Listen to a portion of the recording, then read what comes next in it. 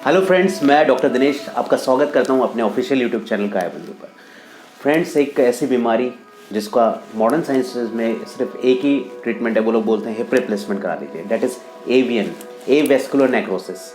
दोस्तों, मैं बताना चाहता हूँ कि ये वेस्कुलर नेक्रोसिस होता क्या है। जो हमारी थाई की जो हड्डी होती है, जिसको हम लोग फीमर के नाम से जानते हैं, वो फीमर हमारे जो पेल्विक गर्डल है वहाँ पे जाके फिक्स होती है एसिटाबुलम में।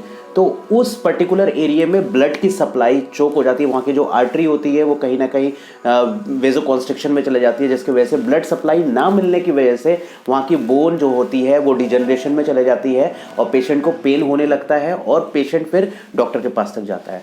तो दोस्तों, आज एक लाइव केस जो मैं आपके सामने जिनको हमने अपने हॉस्पिटल में ट्रीट किया है, मधुसूदन जी मेरे साथ हैं। हेलो सर, कैसे हैं? ठीक है, नमस्कार। नमस्कार। ये खुद बताएंगे कि इनको प्रॉब्लम कैसे शुरुआत हुई और किन परिस्थितियों में ये मेरे पास आए, और अब ये ट्रीटमेंट जो हमने इनको पहले 1 महीना ट्रीटमेंट इनको ओरल दिया, उसके बाद जिसको हम लोग शमन चिकित्सा बोलते हैं, और अब पंचकर्मा किया हमने इनका 10 से 12 दिन, तो उसके बाद क्या रिजल्ट है। तो सर, क्या परेशानी हुई थी आपको? परेशानी तो इतनी ज़्यादा हो गई थी कि चलने में एक पैर तो बिल्कुल रोक करके चलना पड़ता था। लगभग ये समझिए जैसे बुढ़ापे में लाठी का सहारा लेना पड़ रहा हो, इस तरीके से। सीढ़ियाँ चढ़ना भी बहुत दुभर हो गया था। ड्यूटी भी करने में लंगड़ा करके चलना पड़ रहा था। अच्छा, तो ये समस्या उत्पन्न कैसे हुई आपको? क्या आपने कोई ट्रॉमा लग गया था, कोई झटका लग गया था आपको?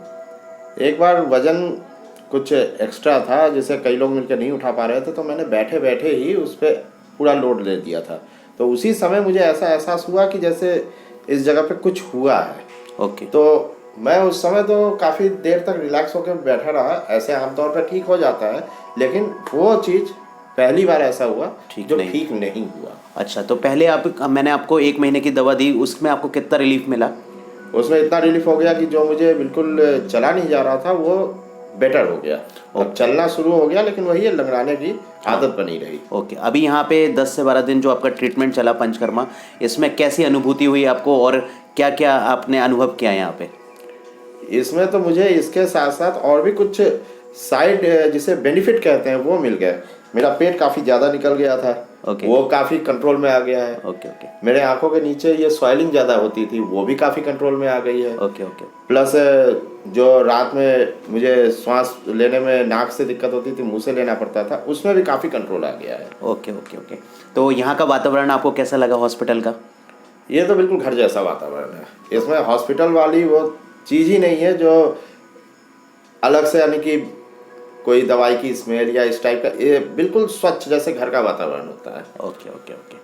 तो दोस्तों, मैं बताना चाहता हूँ, एवीएन जो बीमारी है, एवेस्कुलर नेक्रोसिस जिसे बोलते हैं, आयुर्वेद में इसको अस्थि मज्जागत वात बोलते हैं। यानी कि अस्थि, और आपने देखा होगा जो नॉन वेजिटेरियन वो समझ रहे होंगे कि बोन के अंदर जो रेड बोन मैरो होता है उसको मज्जा बोलते हैं हम लोग। तो ब्लड का सर्कुलेशन ठीक ना होने की वजह से अस्थि को भी पोषण नहीं मिल पाता है और उसके अंदर स्थित मज्जा को भी पोषण नहीं मिल पाता, जिसकी वजह से ये एवेस्कुलर नेक्रोसिस होता है।